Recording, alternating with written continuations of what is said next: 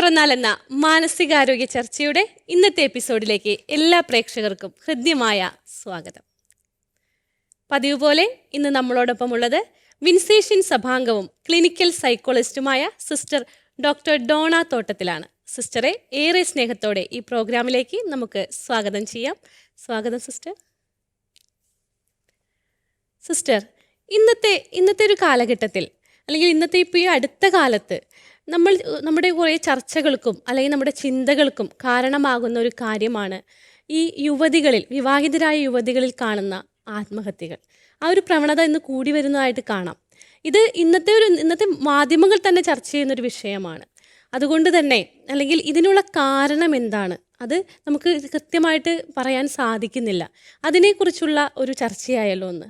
Okay, ശരിക്കും ഈ ഒരു സംഭവം തന്നെ ഞങ്ങൾ ക്ലിനിക്കൽ സൈക്കോളജിസ്റ്റിൻ്റെ ഇടയിൽ തന്നെ ഒരു ചർച്ചയ്ക്ക് വിധേയപ്പെട്ടൊരു പ്രസക്തമായ വിഷയം തന്നെയാണ്.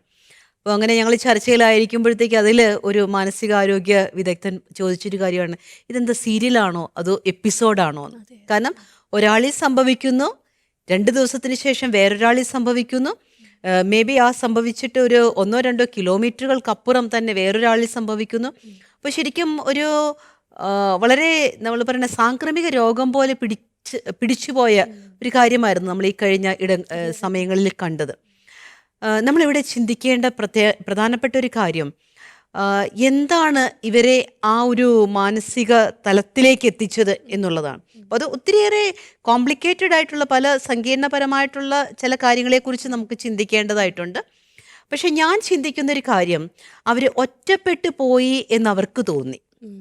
അവർക്കൊരു ഏകാന്തതയിലേക്ക്, അല്ലെങ്കിൽ ഞങ്ങൾ നിസ്സഹായരായി തീർന്നു, ഞങ്ങൾക്ക് ഇതിൽ നിന്ന് വേറൊരു വിടുതൽ ഇല്ല എന്ന ഒരു ബോധ്യം അവർക്കുണ്ടായി. അതിൽ നിന്ന് രക്ഷപ്പെടാനായിട്ട് അവർ മേ ബി ശ്രമിച്ചു കാണില്ലായിരിക്കാം, അല്ലെങ്കിൽ ശ്രമിച്ചിട്ടും അത് നടന്നു കാണില്ലായിരിക്കാം. അതൊരു വശം. രണ്ടാമത്തെ ഒരു വശം, ഇങ്ങനെ ഒരിക്കൽ ഒരാൾ ആത്മഹത്യ ചെയ്തു എന്നൊരു വാർത്ത വന്നു കഴിഞ്ഞാൽ ആ വാർത്തയെ ആഘോഷിക്കുന്ന ചില മാധ്യമ ദുരുദ്ദേശങ്ങൾ, അത് വേറൊരാളെ ഇതൊരു അനുകരിക്കാൻ വേണ്ടിയിട്ട് വഴി വെട്ടിത്തെളിച്ചു എന്ന് നമുക്ക് പറയാനായിട്ട്. അനുകരണം എന്ന് പറയുമ്പോൾ ഒരു ആത്മഹത്യ എന്ന് പറയുന്നത് ഒരു അനുകരണമായിട്ട് മാറുന്നതിനെ കുറിച്ച് അല്ലെങ്കിൽ ഞാൻ പലപ്പോഴും ചിന്തിച്ചിട്ടുണ്ട്. അതായത് ഒരു ദിവസം ഒരു കുട്ടി ആത്മഹത്യ ചെയ്ത് 2 ദിവസം കഴിയുമ്പോൾ അടുത്ത് വരാണ്. അപ്പോൾ ഈ കാര്യങ്ങൾ, അപ്പോൾ നമ്മൾ ആ ചർച്ച ചെയ്യുന്ന കാര്യങ്ങൾ ഈ അടുത്ത ആളും കേൾക്കുന്നില്ലേ, അല്ലെങ്കിൽ അടുത്ത ആത്മഹത്യ ചെയ്യാൻ പോയ ആളും കേൾക്കുന്നില്ലേ? ഇതിൻ്റെ പ്രശ്നങ്ങൾ എന്താണ്, ഇതിൽ നിന്ന് എങ്ങനെയാണ് വിടുതൽ കിട്ടേണ്ടതെന്നൊക്കെ ഇവർ ചിന്തിക്കുന്നില്ലേ എന്നൊക്കെ എനിക്ക് തോന്നാറുണ്ട്. കാരണം ഈ ഒരു കുട്ടി, ഒരു ആത്മഹത്യ ചെയ്ത കുട്ടി പറയുന്ന ഒരു വോയിസ് ക്ലിപ്പ് പുറത്തു വന്നിരുന്നു.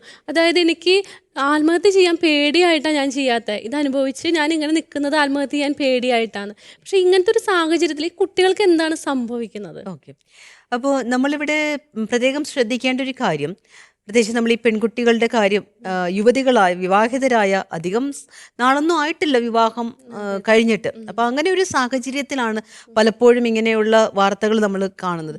ഈ ഒരു വാർത്തയുടെ ഇടയിൽ തന്നെ വന്ന ഒരു കേസിനെ ഞാൻ ഓർത്തു പോവുകയാണ്. വിവാഹം കഴിഞ്ഞിട്ട് 2 വർഷങ്ങളെ ആയിട്ടുള്ളൂ. വീട്ടിൽ അസ്വസ്ഥതകളുണ്ട്. വീട്ടിലെ അസ്വസ്ഥതകൾ എന്ന് പറഞ്ഞാൽ, കല്യാണം കഴിച്ച് ചെന്ന ആ ഒരു വീട്ടിൽ ഹസ്ബൻഡ് വിദേശത്താണ് ജോലി ചെയ്യുന്നത്. അപ്പോൾ പെട്ടെന്ന് പോകേണ്ടതായിട്ട് വന്നു. അപ്പോൾ അവിടെ ഒരു ഗ്രിപ്പില്ലാത്തൊരവസ്ഥയാണ് ഈ പെൺകുട്ടിയെ സംബന്ധിച്ചിടത്തോളം.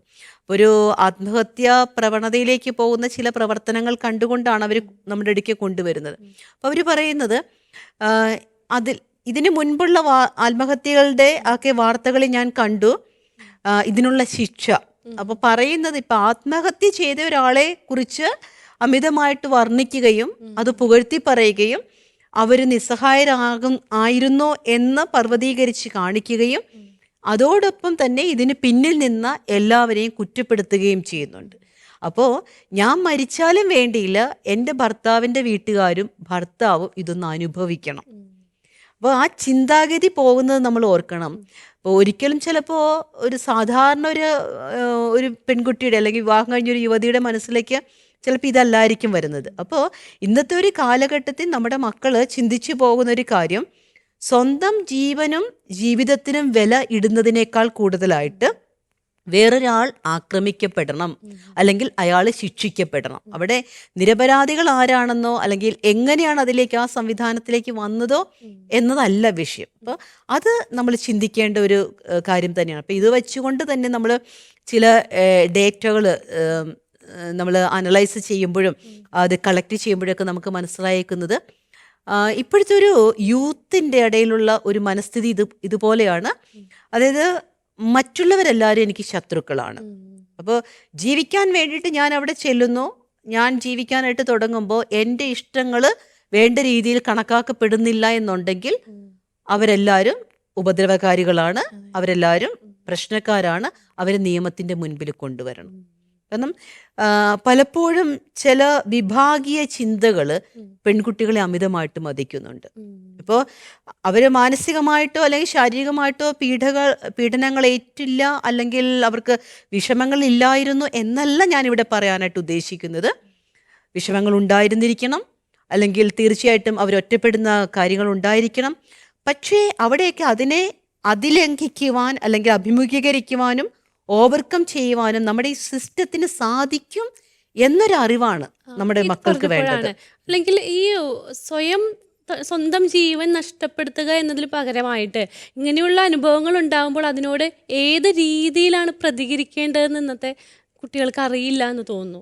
അതിനെക്കുറിച്ച് അതെന്തുകൊണ്ടാണ് അവർക്ക് അങ്ങനത്തെ ഒരു സാഹചര്യത്തിലേക്ക് പുതിയ തീരുമാനങ്ങൾ എടുക്കാൻ സാധിക്കാത്തത്? കാരണം എല്ലാവരുടെയും മനസ്സിൽ ഒരു നമ്മൾ പറഞ്ഞ സ്വതന്ത്രമായിട്ട് ജീവിക്കാനുള്ളൊരു തൃഷ്ണയുണ്ട് അല്ലേ? അപ്പോൾ ആർക്കായാലും അതുണ്ട്.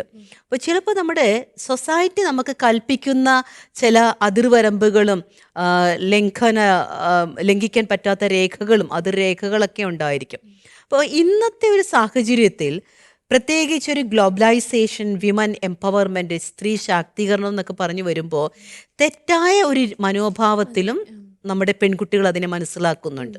അപ്പോൾ ഒരു വിമൻ ശാക്തീകരണം അല്ലെങ്കിൽ അവർക്ക് കിട്ടേണ്ട കാര്യങ്ങളെല്ലാം സ്വതന്ത്രമായിട്ട് അവർക്ക് കിട്ടാനുള്ള അധികാരമുണ്ട്, അവകാശമുണ്ട് എന്ന് പറയുമ്പോൾ അതിനർത്ഥം നമുക്ക് ഉത്തരവാദിത്തങ്ങളൊന്നും ഇല്ലാതെ, ബന്ധങ്ങളൊന്നും ഇല്ലാതെ നമ്മളെ തന്നെ നശിപ്പിക്കുന്ന ചില യന്ത്രവൽക്കരണ സംവിധാനത്തിലേക്ക് നമ്മളെ അയക്കണമെന്നുള്ളതല്ല. അപ്പോൾ ഒരു കേസ് ഞാനിങ്ങനെ ഓർത്തു പോകുമായിരുന്നു. വിവാഹത്തിന് ശേഷം 2-3 വർഷങ്ങളായി വിവാഹത്തിന് ശേഷം ഈ സ്ത്രീക്ക് വേറൊരു പുരുഷനുമായിട്ടൊരു ബന്ധമുണ്ടായി. അത് ഹസ്ബൻഡ് കണ്ടുപിടിക്കുന്നു. ഹസ്ബൻഡിൻ്റെ വീട്ടുകാർ അതിനിടയിലേക്ക് വരുന്നു. അതിനോടൊപ്പം തന്നെ ഈ സ്ത്രീയുടെ പെണ്ണിൻ്റെ വീട്ടുകാരും വരുന്നു.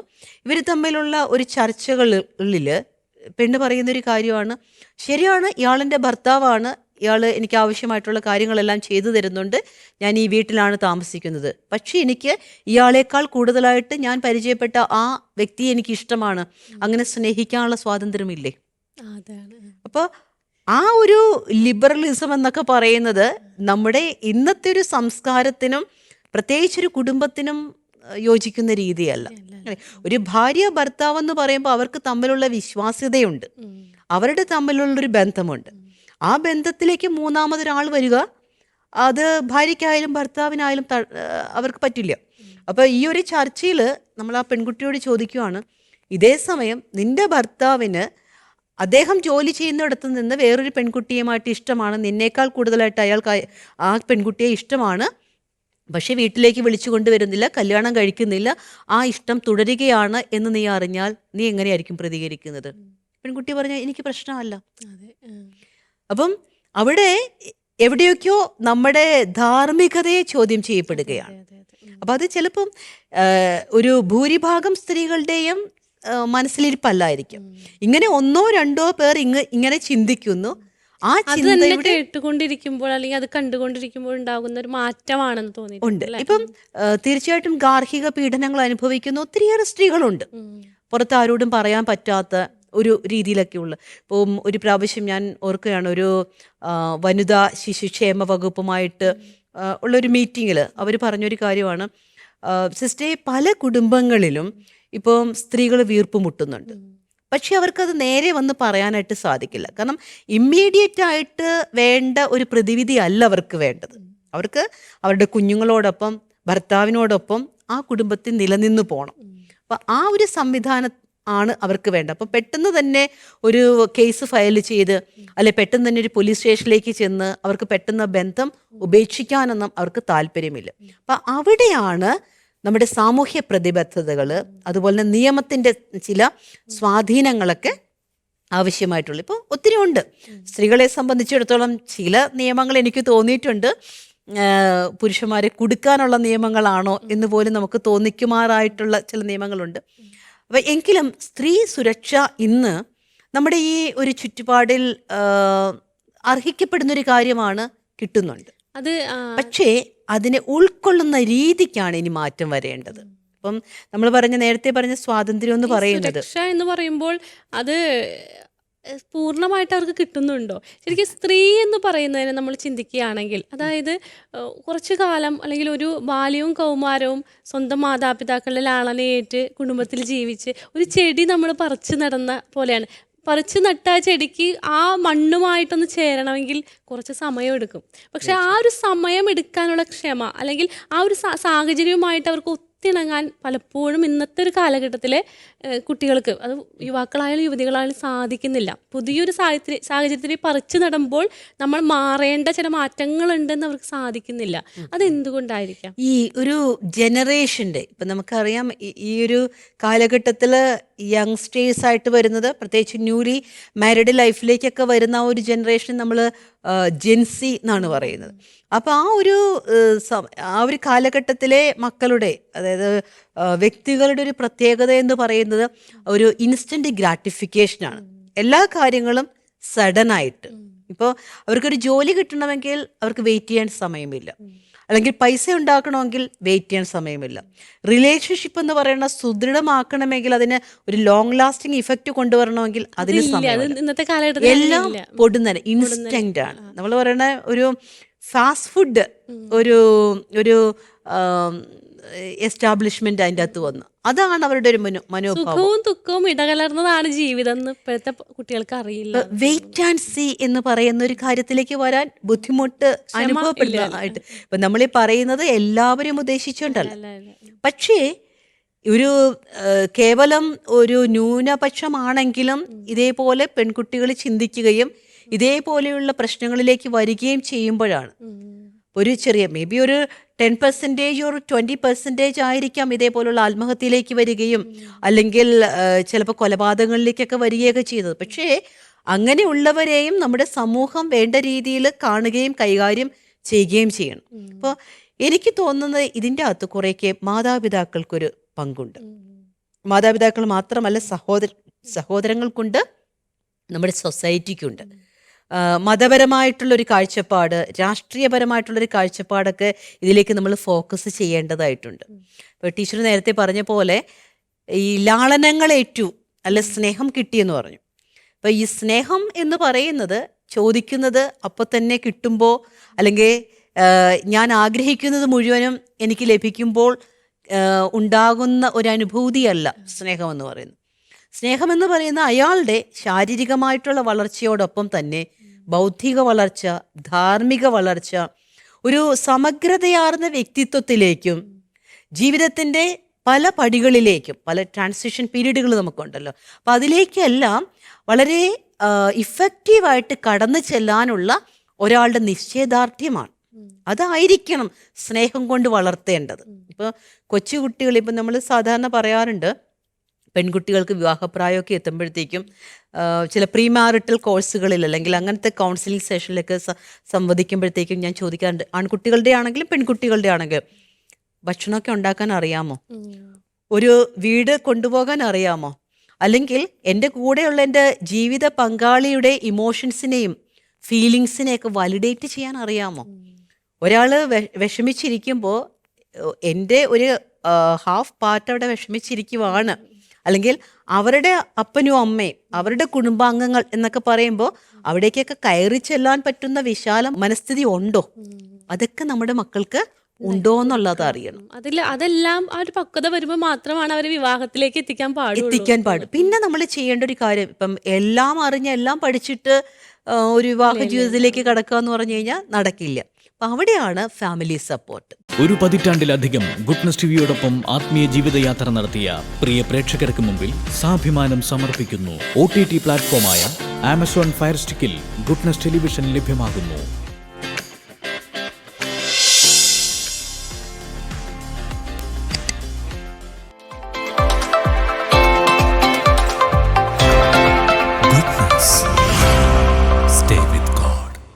ഫാമിലി സപ്പോർട്ടിൻ്റെ കാര്യം പറഞ്ഞപ്പോൾ കഴിഞ്ഞ ദിവസങ്ങളിൽ വന്നൊരു വാർത്ത, ഒരു കുട്ടി, ഇതുപോലൊരു യുവതിയുടെ മരണവുമായി ബന്ധപ്പെട്ട് അവർക്ക് വേണ്ട എല്ലാ കാര്യങ്ങളും, അരിയും പഞ്ചസാരയും ഒക്കെ ഞാൻ എത്തിച്ചു കൊടുക്കാറുണ്ട്, എന്നിട്ടും എൻ്റെ മോളെ ശരി. പക്ഷെ ഇതൊന്നല്ലല്ലോ, ഇത് വിവാഹം കഴിഞ്ഞും ഇതെല്ലാം അവർക്ക് വേണ്ടതെല്ലാം അങ്ങോട്ട് ചെയ്തു കൊടുക്കുന്നതിനൊക്കെ ഉപരി വിവാഹത്തിന് മുമ്പേ ആ കുട്ടിക്ക് വേണ്ട ഏറ്റവും വലിയൊരു കാര്യമാണ് സ്വയം നിലനിൽക്കാനുള്ള ഒരു വിദ്യാഭ്യാസവും തൊഴിലും നേടിക്കൊടുക്കുക. അതിനാണ് മാതാപിതാക്കൾ ശ്രദ്ധിക്കേണ്ടതെന്നല്ലേ? ഒരു സോഷ്യൽ മീഡിയയിലൂടെ നടത്തിയ ഒരു ഡേറ്റ കളക്ഷൻ്റെ പേരിൽ എന്ന് വെച്ചാൽ അതിൻ്റെ ഒരു ബേസിസിൽ നമുക്ക് മനസ്സിലായ ഒരു കാര്യം എന്ന് വെച്ച് കഴിഞ്ഞാൽ, ആദ്യമായിട്ട് പെൺകുട്ടികൾക്ക് വേണ്ടത് അവർ ഒറ്റയ്ക്കല്ല, അതായത് അവരെ സപ്പോർട്ട് ചെയ്യാനായിട്ടൊരു സിസ്റ്റം ഉണ്ട് എന്നൊരു ബോധ്യം. പിന്നെ എഡ്യൂക്കേഷൻ, സ്വന്തം കാലിൽ നിന്ന് ചിന്തിക്കാനും പ്രവർത്തിക്കാനും പറ്റുന്ന രീതിയിലുള്ള ഒരു വിദ്യാഭ്യാസ അല്ലെ വിദ്യാഭ്യാസ യോഗ്യത അവർക്കുണ്ടായിരിക്കുക. പിന്നീട് വേണ്ടത് എക്കണോമിക്കൽ ഇൻഡിപെൻഡൻസിയാണ്. ഓക്കെ, അപ്പോൾ എക്കണോമിക്കൽ അല്ലെങ്കിൽ ഒരു ഫിനാൻഷ്യൽ ഇൻഡിപെൻഡൻസി എന്ന് പറയുന്നത് വളരെ ഒരു നമ്മൾ പറയുന്ന ഇമ്പോർട്ടൻ്റ് ആയിട്ടുള്ളൊരു കാര്യമാണ്. ഇപ്പം അടുത്തിടെ നടന്ന ഒരു ആത്മഹത്യ പ്രവണതയിലേക്ക് പോകാനുണ്ടായ ഒരു സ്ത്രീയുടെ കാര്യത്തെക്കുറിച്ച് ചോദിച്ചു വന്നപ്പോൾ അവർ പറഞ്ഞത്, വീട്ടിലേക്കുള്ള സാധനങ്ങളൊക്കെ ഉണ്ട്, മക്കൾക്കുള്ള സാധനങ്ങളും ഉണ്ട്, പക്ഷേ എനിക്കൊരു 10 രൂപ വേണമെങ്കിൽ അത് ചോദിക്കുമ്പോൾ നിനക്ക് എന്തിനാ പൈസ, എന്തിനാ? അപ്പോൾ അല്ലെങ്കിൽ എൻ്റെ വീട്ടിൽ ഇങ്ങനെ ഒരു കാര്യമുണ്ട്, എൻ്റെ മാതാപിതാക്കൾക്ക് ഇങ്ങനെ ഒരു മരുന്ന് മേടിച്ചു കൊടുക്കണം, അമ്മയ്ക്ക് മരുന്ന് മേടിച്ചു കൊടുക്കണം, അച്ഛൻ വീട്ടിലില്ല എന്ന് പറയുമ്പോൾ, നിന്നെ കല്യാണം കഴിച്ച് ഇങ്ങോട്ടേക്ക് വിട്ടതാ, നിന്റെ അമ്മയുടെ കാര്യമൊക്കെ നോക്കേണ്ടത് വീട്ടിലുള്ളവർ നോക്കണം, നീ നോക്കാനുള്ളതല്ല. മേ ബി ചിലപ്പോൾ ഇദ്ദേഹത്തെ സംബന്ധിച്ചിടത്തോളം ആ അമ്മയ്ക്ക് വേണ്ട കാര്യങ്ങൾ ചെയ്യാനുള്ള ഫിനാൻഷ്യൽ ആയിട്ടുള്ള ഒരു ഇൻഡിപെൻഡൻസി ആ ഭർത്താവ് എന്ന് പറയുന്ന ആൾക്കുണ്ടായിരിക്കാം. പക്ഷേ അടിച്ചു പറയുന്നത് പോലെ അങ്ങ് പറയുവാണ്, ഇനി എന്തിനാ കൊടുക്കുന്നത്, എന്തിനാ? പക്ഷെ അന്ന് വൈകുന്നേരം അദ്ദേഹം ഈ സ്ത്രീയുടെ വീട്ടിൽ ചെന്ന് അമ്മയ്ക്ക് വേണ്ട ആവശ്യമായിട്ടുള്ള കാര്യങ്ങളെല്ലാം മേടിച്ചു കൊടുത്തു. പക്ഷെ മേടിച്ചു കൊടുത്ത് വീട്ടിൽ വരുമ്പോൾ കാണുന്നത് ആവശ്യമില്ലാത്ത പോയിസൺ അടിച്ച് ഭാര്യ കിടക്കുന്നതാണ്.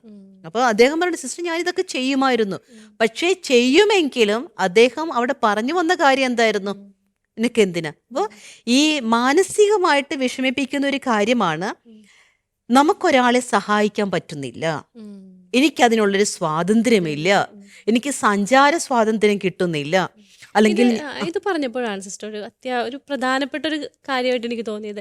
അതായത് ഒരു കുഞ്ഞുങ്ങൾ എത്രയൊക്കെ മാറ്റങ്ങൾ നമ്മുടെ സമൂഹത്തിൽ നടന്നു, മാതാപിതാക്കൾക്കിടയിലും നടന്നു എന്ന് പറയുമ്പോഴും പെൺകുഞ്ഞ് എന്നുള്ളത് അവരുടെ ഒരു ജനനം എന്നുള്ളത് ഒരു പേടി സ്വപ്നമായിട്ട് തന്നെയുണ്ട്.